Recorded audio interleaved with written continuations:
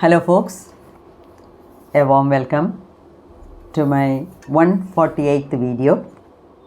Here we are going to review the chapter number 40, and the title given to the chapter is Pleasing the Guru. How you can please your Guru?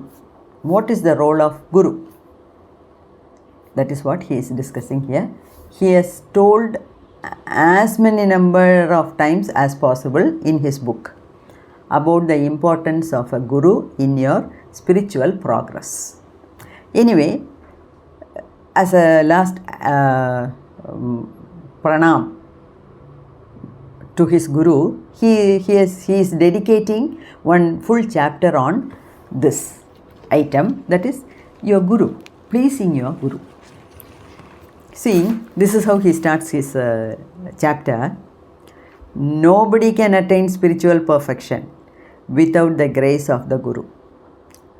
When he starts the lesson, chapter itself, I told you, the first sentence reflects what is the content of the lesson, chapter. Nobody can attain spiritual perfection without the grace of the Guru. Let it be Kriya Yoga, Siddha Yoga, Kundalini Mahayoga, anything you do. Okay, you need Guru's grace. Without the grace of your Guru, you cannot achieve anything in spiritual life. Then he says, who is your Guru? And here, Mahavadar Babaji has said, it seems. I heard it in one of my Guru's video. On the day of Guru Purnima, he published a video where he explained the role of a Guru. And he also said, who should be your Guru?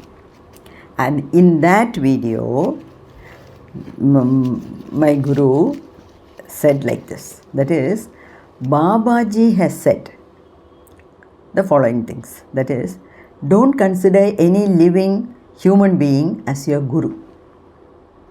Don't consider any living human being as your Guru. He is mortal. Take a higher, immortal spirit guide as your Guru. So this is the definition of your Guru according to Mahavadar Babaji. Don't consider any human being as your Guru. You consider a higher, immortal spirit guide as your Guru. So, see, in the initial stages of your spiritual life, you may have some doubts. Can I have one Guru or more than one Guru? How to follow different Gurus? How to practice the various things, because each Guru will be a specialized person in a particular thing. So this Guru is telling something, that Guru is telling something, the third Guru is telling something else. How am I to follow so many Gurus? Is it correct?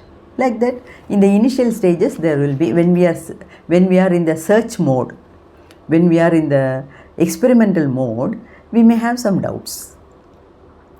For that, I too had the same doubt.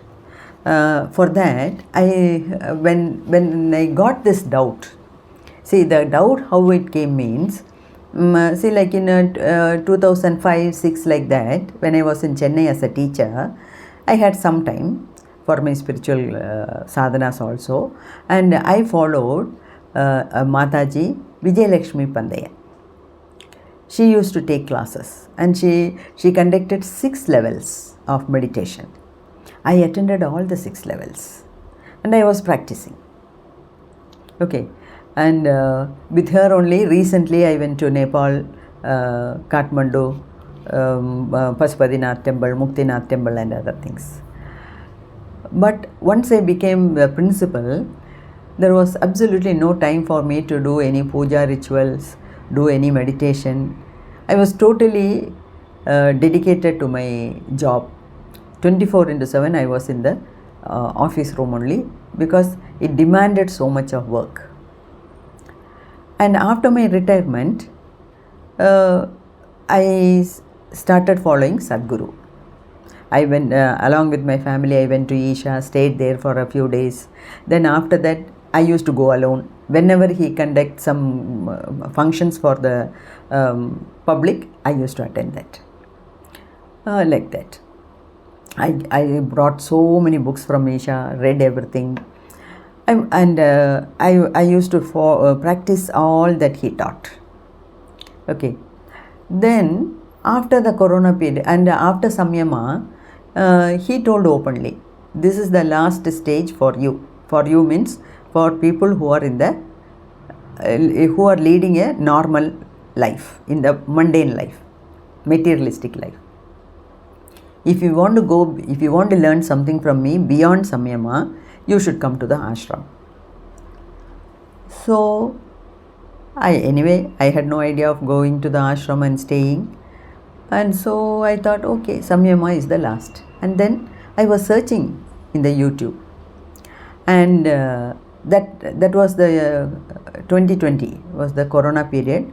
There was total lockdown. And at that time only, I came to know about the online classes conducted by Yogis Raja sir. I immediately joined. Then that time Meenakshi madam, Dr. Meenakshi was conducting Reiki classes, level 1, 2, 3, 4. I joined all the 4 levels, paid the money, got the Diksha, and for some time I was following her. So like this, I myself had some doubt in the beginning.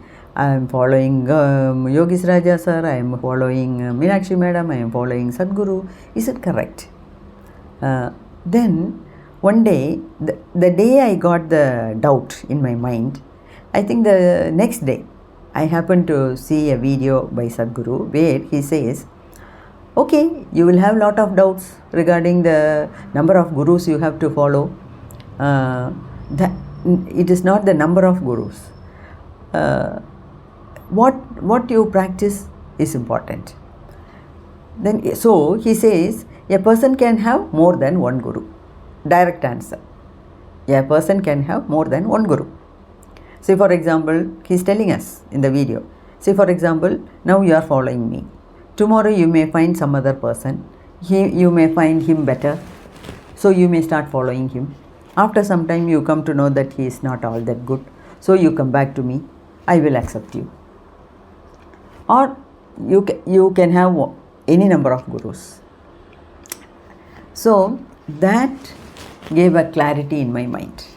So I sincerely started following Yogis Raja sir, and till date I am following him. So it is not how many gurus you must have.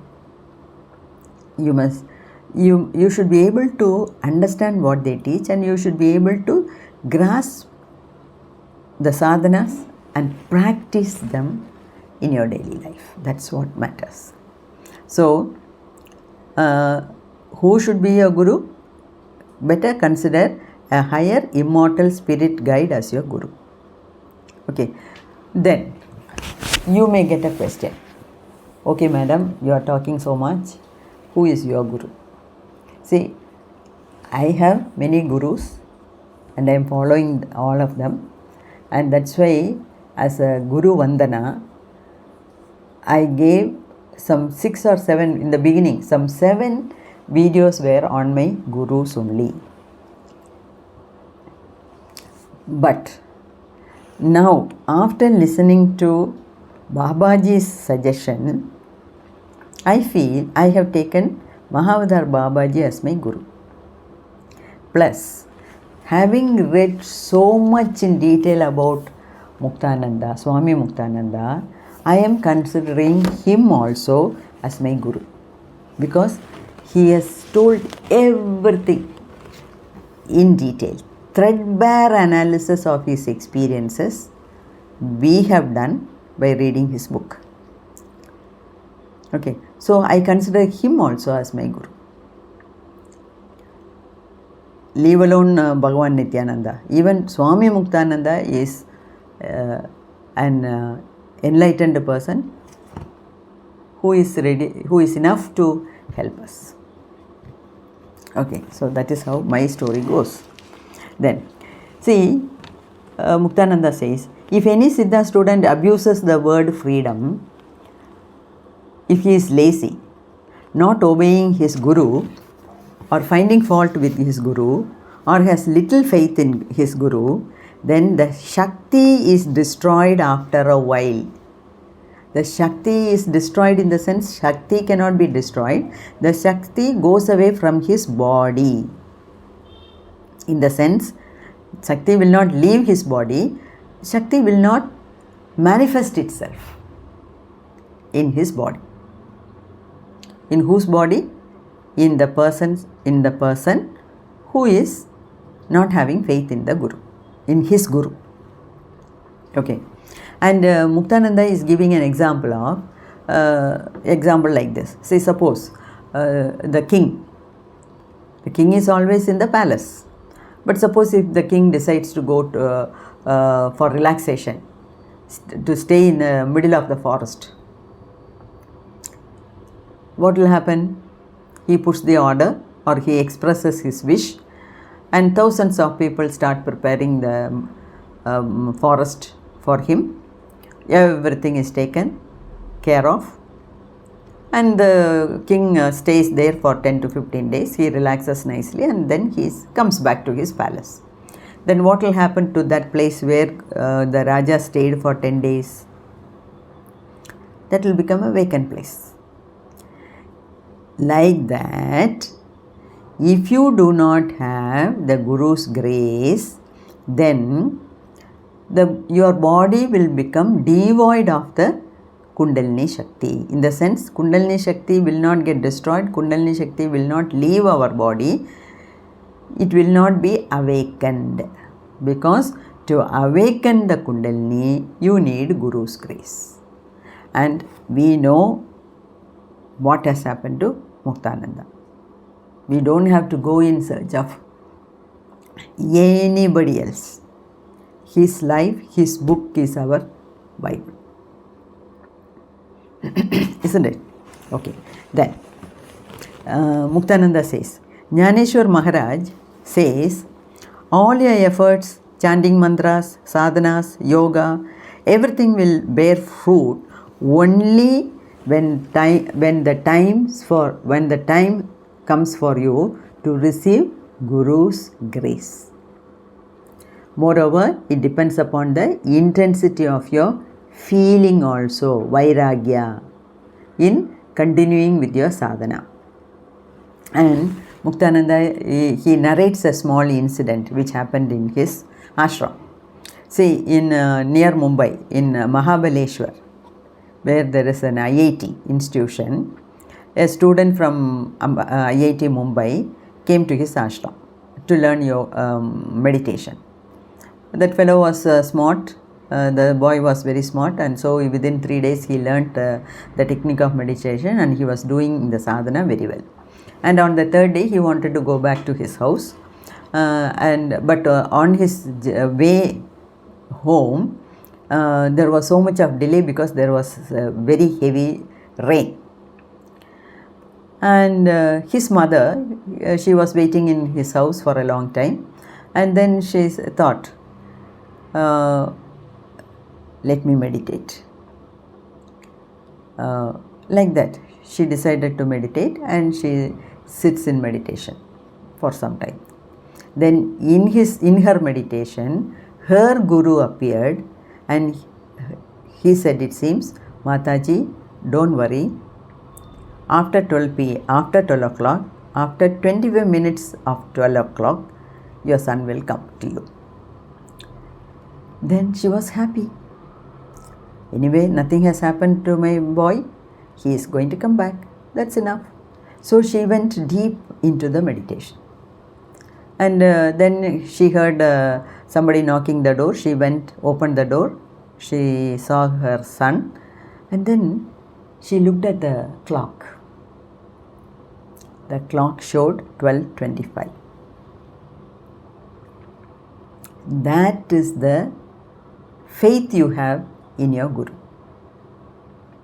Okay. So, like that. So, the Saint Dukaram also says, have complete faith in your Guru. And Muktananda talks about the story of Prahlad, isn't it? All of you might have heard the story. That is his father, Hiranyakashipu. He was king of demons, and he convinced his son, Prahlad, to give up the devotion towards Vishnu. And Prahlad never listened to his father, and so the father lamented. He got disgusted with his son. Then he ordered some of the demons to cut Prahlad into pieces. Though he is my son, he is not listening to me.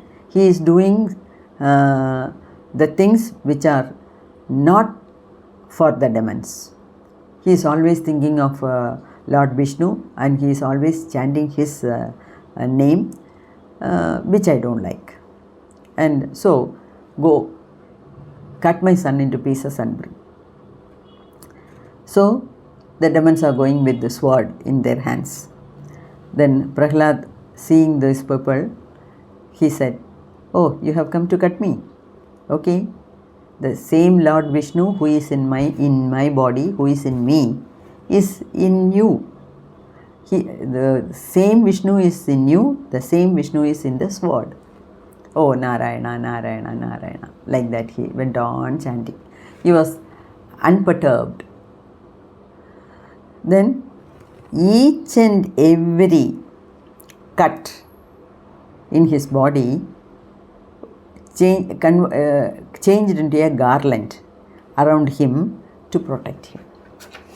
So, like this, like the Prahlad's unwavering devotion towards Vishnu, we must have 100% unwavering faith in our Guru.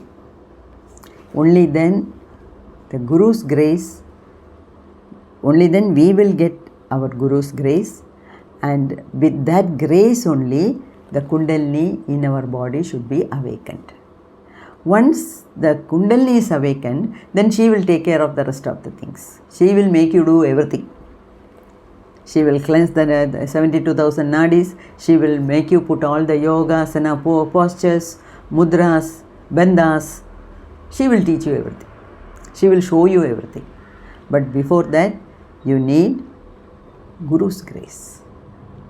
Mahavadar Babaji said it seems, you as a student you do the Kriya, say 25%. Then I will give you 25% extra in your account. So 25 plus 25, 50%. The rest of the 50% is in God's hands. So just because Babaji said like that, you contribute only 25%, doesn't mean that we have to be careless. We have to have the strong will, and we have to have unwavering faith and devotion on our Guru. Okay. And Muktananda says, I never went after anyone. Now people are coming after me, people are coming to my ashram, they want to have my darshan, they are expecting me to solve their problems, but I never went after anybody. All that I did was to have immense faith on my Guru. I never knew anything more than that. That's why he has explained. You might have also heard the video. When Guru gave him the 2 slippers, sandals, he never wore it. He took it in his shawl. He kept it on his head, and he walked to his hut in ecstasy, thinking that he has got everything. Okay, and he took the sandals to his hut, he placed them and he started worshipping them. That is the real example of having immense, unwavering faith and bhakti, devotion, love, respect for his Guru. He is the standing example. Okay. And he says, I only know my Guru. I never went after anyone. I only followed his path. That is, I never even questioned him. So if the Guru, for example, if he is asking you to jump into the well, you jump. Guru knows how to rescue you. That sort of faith you should have on your Guru. And he says, Muktananda says, see, I did it. Because in one place, he explained, and I too explained that very clearly in my video. He started saying, how did I meditate? He talked about his meditation. I hope you remember that. See, when it comes to gods, people will praise the God, will give the expressions, will start praising part by part. Either they go from head to foot or from foot to head. That is with reference to gods. Now here, what did Muktananda do? All that he did was, in his meditation, thinking of his Guru, meditating on his Guru part by part. My Swami Nityananda's head, Nityananda's forehead, Nityananda's eyebrows, Nityananda's eyes, like that up to his lotus feet. Then from lotus feet to head. Like that he showed us, he told us, he wrote in his book very clearly how he meditated upon his Guru.